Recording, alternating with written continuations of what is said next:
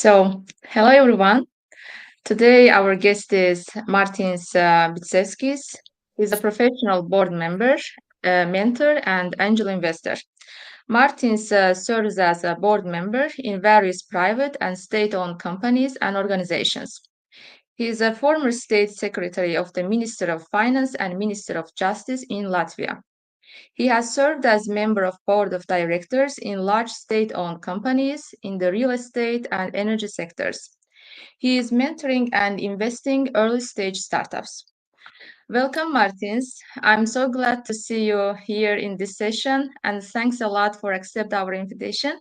And before we start, if you have some words to say, you are welcome. Hello, good afternoon. Good to see you, and thanks for having me here. So I'm happy to talk about investing and growth of the early stage companies always. So I'm looking forward. Thank you. Okay, guys. As you know, today's topic is PhD Innovators, startup navigation and funding. As we know, nowadays the trending options for the PhD students after they graduate from academia, they should either stay in academia or just they can go to the industry. But we have some PhD students who wants to start their own business and they have product, they have the startup idea.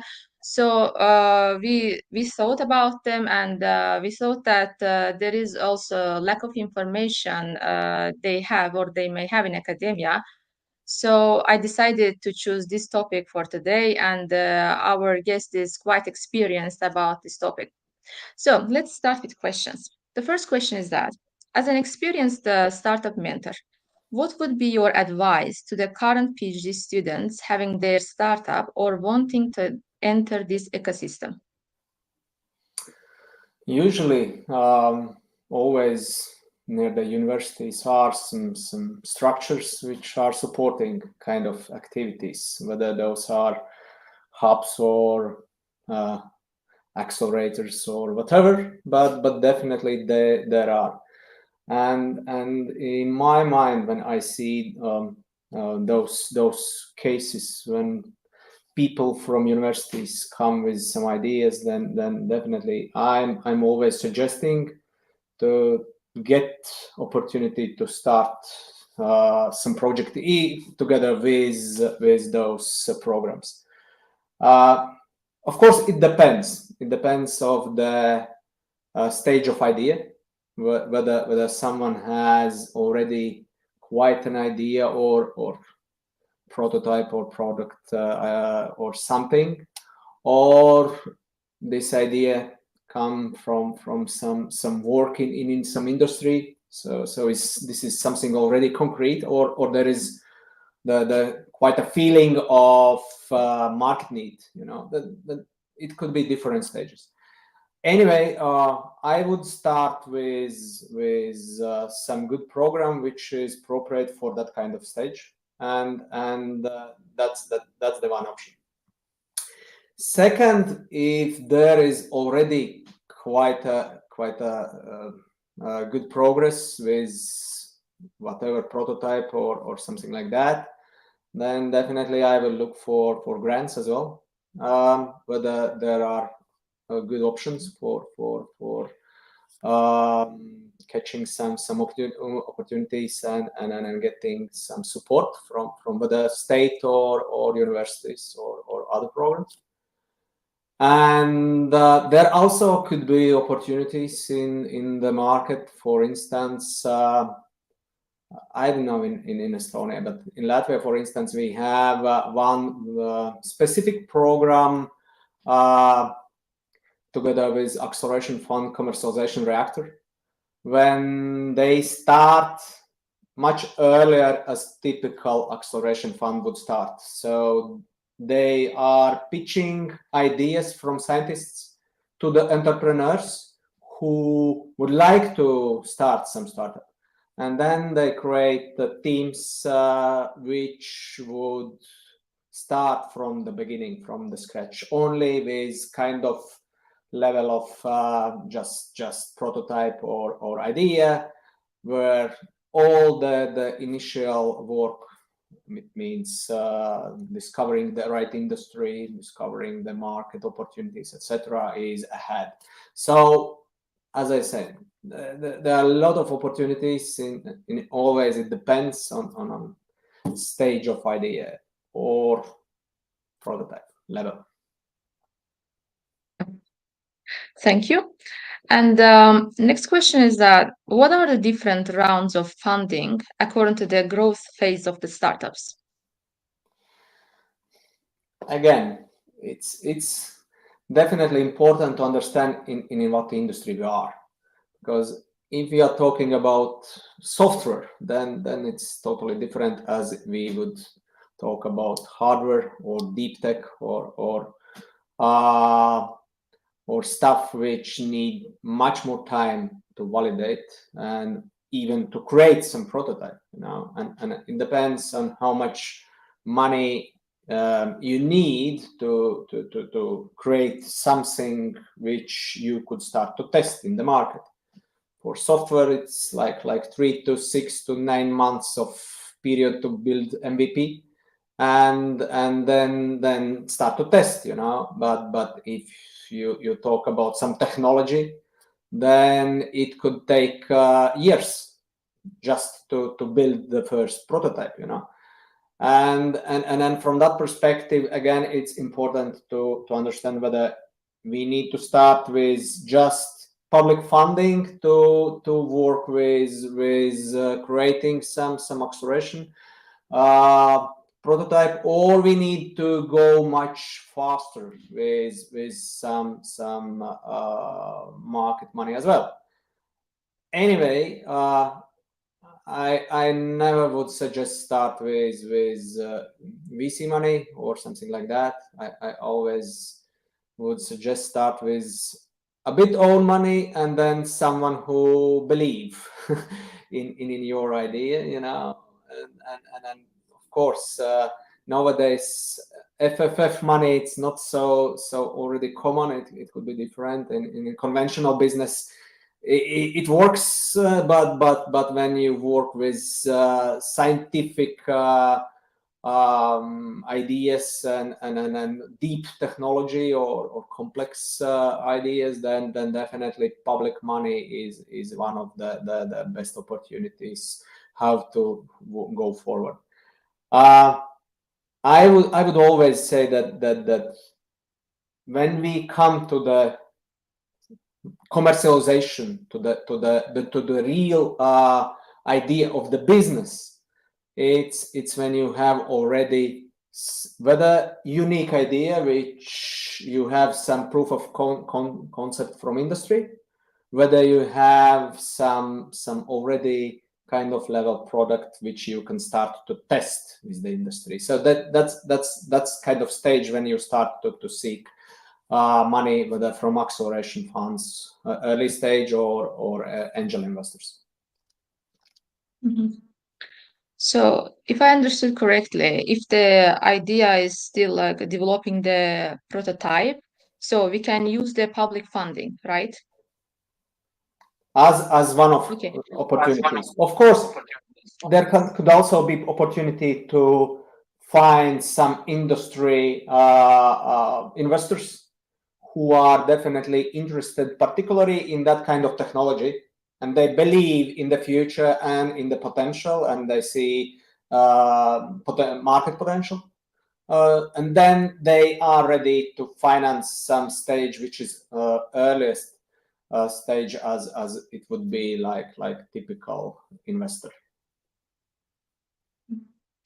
And if we're saying that, let's say, if we get the funding from the public investing or the like private investor, what is the like a terms of that? For example, do we need to give some equity to that person in return, or what is the condition? Usually, it depends again, but usually we use convertible loan instruments because when there is so early stage, there is no point to create fundamentally new structure where first investors come in, etc. So it's easier when there is just company and founders are there and they have their internal proportions, etc. And then financiers give loans or convertible notes or something like that, which could convert into the equity under some conditions. Whether this is next round, whether this is a challenge to move forward and risk that business is under big question, but still investor sees there some opportunities. So there could be kind of conditions when it could convert in equity. But otherwise, early stage startups, I would suggest to finance with some more loan instruments in the beginning, or when those are grants, then that's easy. Grants are grants, you know. Mm-hmm. And this is a bit kind of the questions go not as we planned, but it's kind of interesting to ask. Let's say that we took the loan to develop the prototype, but then we failed, like we couldn't. So what happens to that loan? Should we pay back, or what is the like process after that? It depends on the conditions, whether this is public money with some very specific conditions, or this is private money. Private investors always manage their risks in a way that they understand if this is early stage idea and prototype, this is the risk, you know, and that's why you invest with hope. But if there are hard conditions with full responsibility, then this is not anymore like typical risk loan, so, and not early stage loan. Then the question is why you as founder would go in such deep liabilities, you know. Yeah, thank you. And next question, I think we already kind of answered, but still, maybe you may add something. That what conditions should students, I mean PhDs, be aware of when considering seeking support from an angel investor?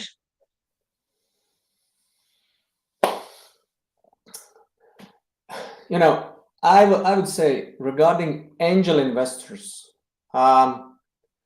angel investor rounds usually you use when you have already kind of some growth stage, whether there is a market validation stage or there is already kind of some validation, and you need to invest more or scale your sales channels or new geographies or whatever. Then you look for angel investors. But when you start idea, this is for angel investing too early.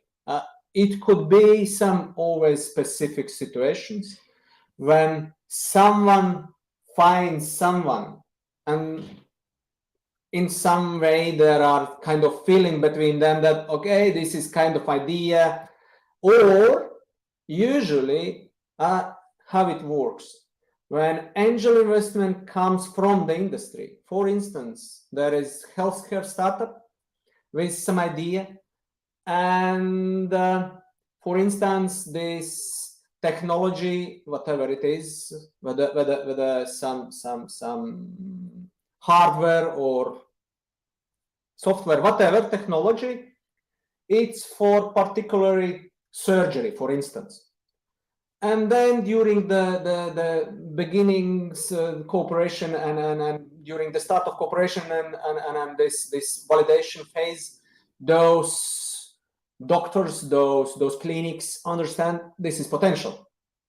Then they could become not just like partners, but also as in angel investors. Then it makes sense. Otherwise, I would say in so early stage, this is not a typical cooperation when angel investors would jump in idea stage. So we should consider the support from the angel investor when we actually start sales, or in which state? At least when you have already kind of prototype or MVP, and you have some market tests or some kind of proof of concept. Oh, of course, always those could be also some very specific letters of intent from direct industry when there is some B2B opportunities there are, and then could be then that those potential cooperation contracts would cover kind of potential value, and then that's also could be a case, but usually you should be already in kind of situation when you have some MVP or something like that. Thank you. And the last question is that, from your experience, what are the common mistakes early stage startups make and how they can prevent them? Because we are talking about the PhD students, which means that we're so busy with academic works, we don't know how to business should be done properly. And it's very possible that we will make a lot of mistakes. So although we cannot prevent this 100%, even the experienced ones cannot do that. However, I think there should be some tips that eliminate the risks. And what are these tips you can suggest us? Usually, it's quite a simple thing. Team. It's always this famous saying that when you pitch whatever investors or audience, professional audience in startup world, they are looking for team, and team.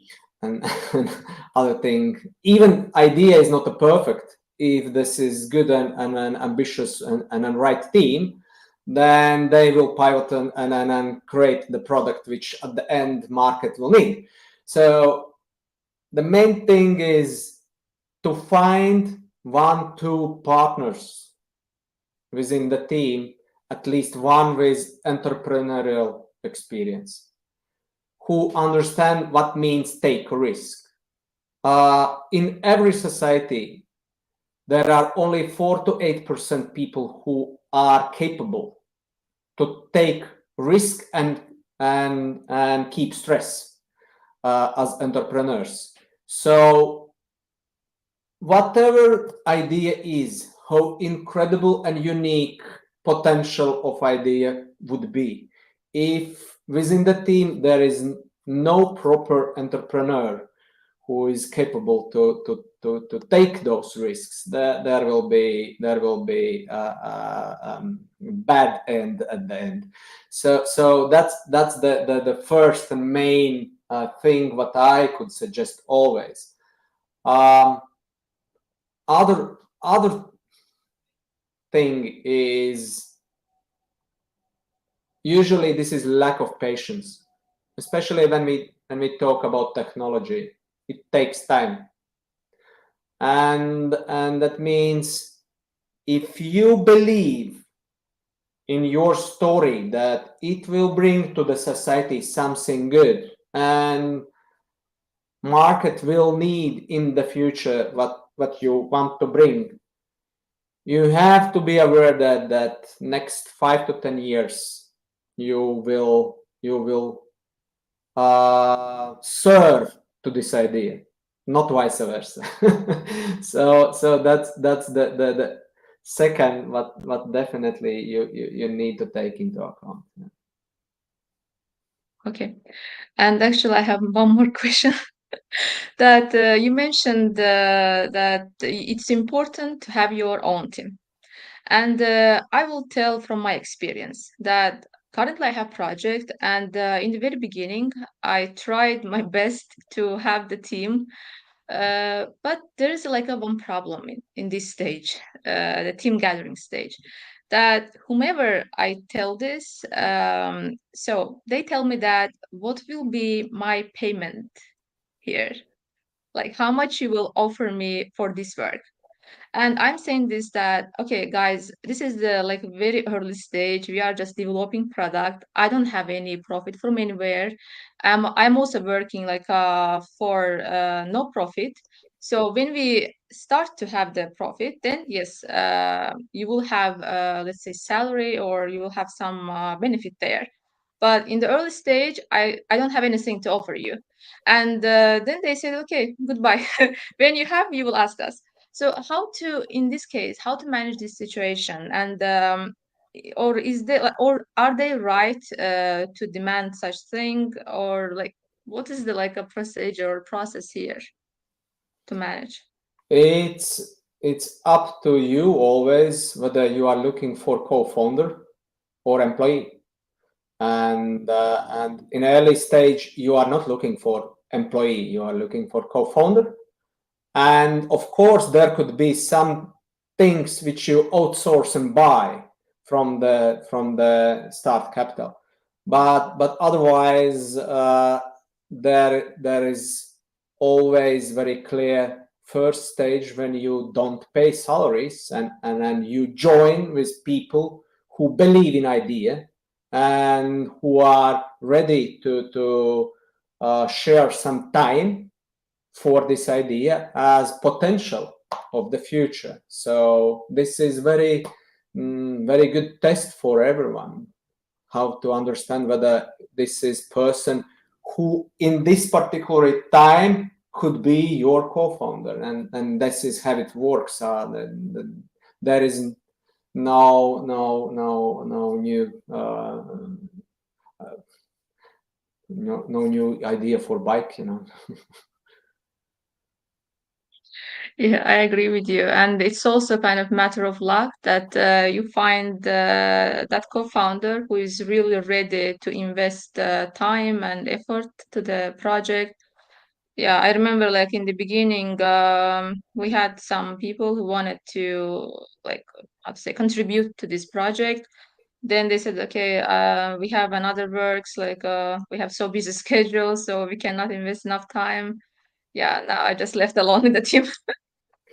Yeah. and Yeah. and Mhm. this is also one more very important aspect of the story. If you are not capable to sell your idea at least to two, three potential co-founders, then the question is whether this idea is so good or valuable, you know. So my point is that there should be at least three, four people in the globe who believe that this is valuable and this is potential. So if not, then maybe you just live in your image about the future and stay there. But this is nothing to do with the business, you know. Yeah, I would also say that probably it also depends on like our network. My network is mostly the PhD students, and being PhD means that you have a lot of research work. And basically, like it's rare that to find someone who wants to like do his or her research during the daytime, and then after the 6 p.m. they are like ready to do this project works.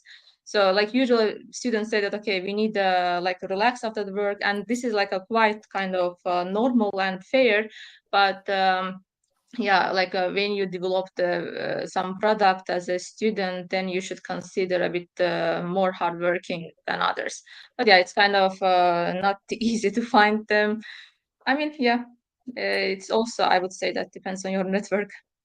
You know, it's always very good to understand about yourself as personality, what kind of personality you are, whether you are personality who definitely wants to build a business or serve to some idea, and always that's really good to test, to start some cooperation with whatever company who would like to at least get your advice or support in some way, to get more knowledge about yourself and your feeling within the business.